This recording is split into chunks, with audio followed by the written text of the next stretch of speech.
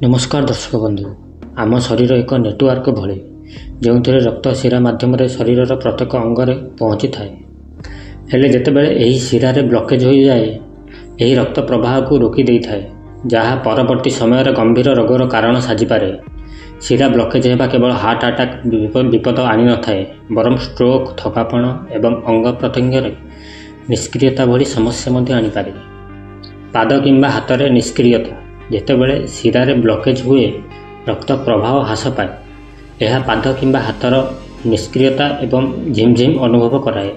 यह विशेषकर दीर्घ समय धरी चलवा किंबा बसवा पर अनुभूत हुए। अदा चा पीवा एवं हल्का व्यायाम करने द्वारा रक्त प्रवाह उन्नत होता है।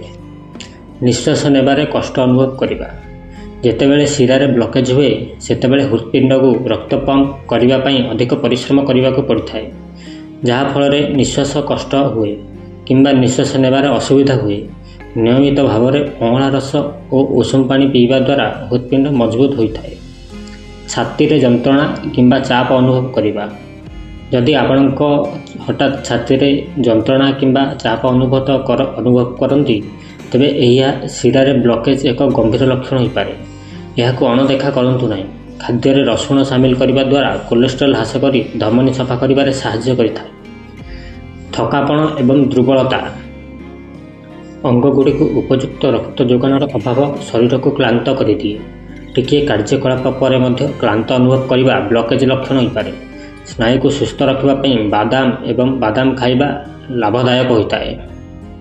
पाद फुलिबा जितेबाला कौन ब्लकेज हुए पादरे रक्त एवं तरल पदार्थ जमा हो पारे जहाँ फल पाद फुली जाए। राति शोवा पूर्व पाद को उषुम लुण पानी रे बुड़ाई रखा द्वारा फुला कम हुए। मुंड बुलाइबा शिरार ब्लकेज होगा द्वारा मस्तिष्क को रक्त जोगाण ह्रास पाए जहाँ मुंड बुलाइबा किंबा एकाग्रतार अभाव भली समस्या सृष्टि करें। सकाळे खाली पेटर तुलसी पत्र एवं महूर मिश्रण सेवन कले रक्त प्रवाह भल हुए।